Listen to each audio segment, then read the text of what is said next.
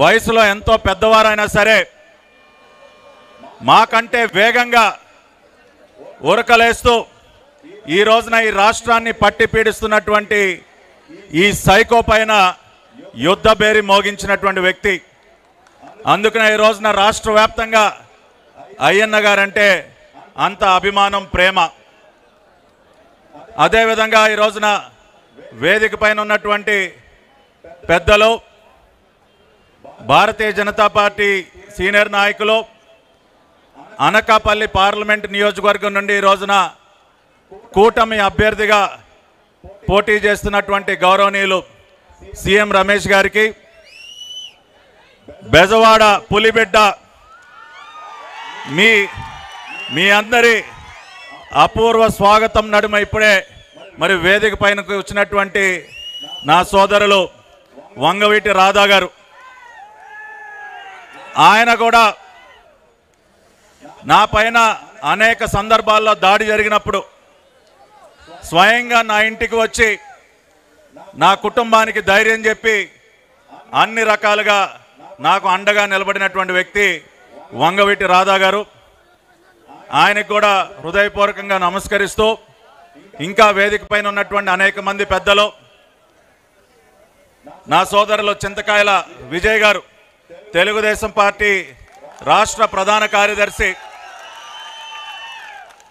ఇక్కడ ఉన్నటువంటి ఈ పిల్ల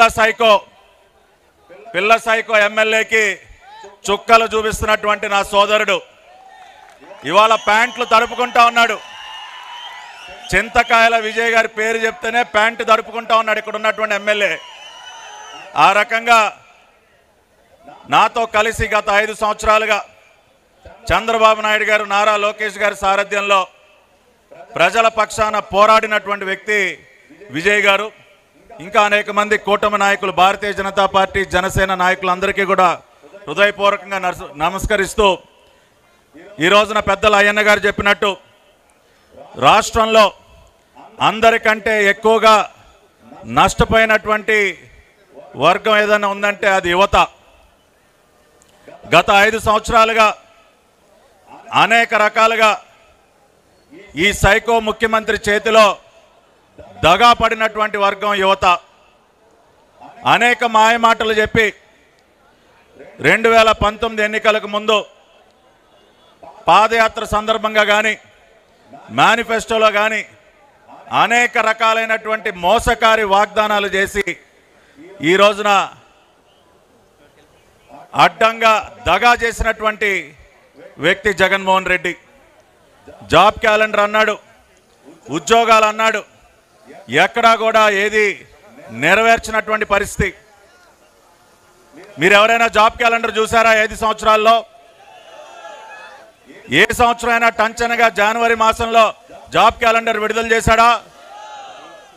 విడుదల చేయకపోగా ఇవాళ రాష్ట్రంలో ఉన్నటువంటి యువత అందరినీ కూడా తన సొంత ఖజానాన్ని నింపుకోవటం కోసం మత్తు పదార్థాలకి బానిస చేస్తా ఉన్నాడు ఈ సైకో. గతంలో ఆంధ్ర రాష్ట్రం అంటే ఐటీ కంపెనీలకి చిరునామాగా ఉండేది, పెట్టుబడులకి ఒక ఫేవరెట్ డెస్టినేషన్గా ఉండేది. అటువంటి బ్రాండ్ ఇమేజ్ని పూర్తిగా నాశనం చేసి ఇవాళ ఆంధ్ర రాష్ట్రం అంటే శీలావతి గంజాయి గురించి మాట్లాడుకుంటా ఉన్నారు. నిజంగా ఎంత సిగ్గుచేటండి. ఆ రోజున నారా చంద్రబాబు నాయుడు గారు ఉత్తరాంధ్ర ప్రాంతంలో ఉన్నటువంటి మన బిడ్డలందరికీ మంచి ఉపాధి అవకాశాలు కల్పించాలని చెప్పి అనేక పరిశ్రమల్ని ఉత్తరాంధ్ర ప్రాంతానికి తీసుకొస్తే వాటన్నిటినీ వెనక్కి తరివేసి ఈ రోజున గంజాయికి ఒక అడ్డాగా మార్చాడు ఉత్తరాంధ్ర ప్రాంతాన్ని. ఇక్కడ ఉన్నటువంటి యువత అందరి నోట్లో మట్టి కొట్టాడు ఈ రాష్ట్ర ముఖ్యమంత్రి. 2 వారాల క్రితం మీరు చూశారు కదా, బ్రెజిల్ నుంచి ఏమొచ్చింది విశాఖపట్నానికి? 25,000 టన్నుల మాదక ద్రవ్యాలు. 25,000 టన్నులు. 1 కాదు 2 కాదు. గతంలో ఉత్తరాంధ్ర ప్రాంతంలో అటువంటి వార్తలు మీరు ఎప్పుడైనా విన్నారా? ఆ రకంగా డ్రగ్స్కి, గంజాయికి ఒక చిరునామాగా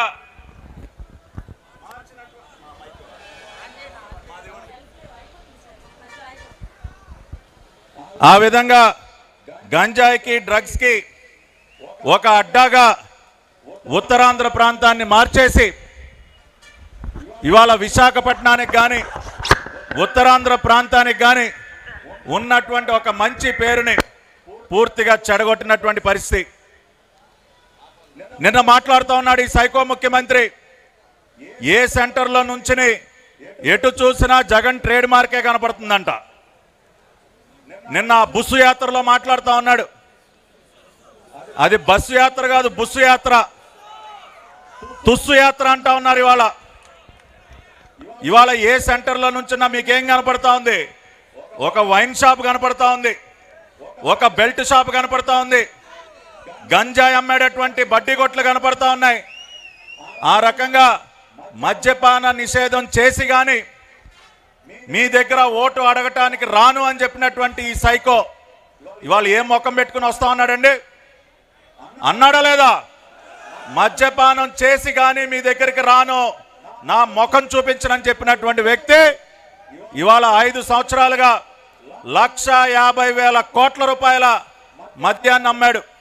1 కాదు 2 కాదు, 1,50,000 కోట్లు. అంతా కూడా మళ్ళీ క్యాష్ మాత్రమే. వైన్ షాప్లో ఫోన్పే ఉందా? గూగుల్ పే ఉందా? పేటిఎం ఉందా?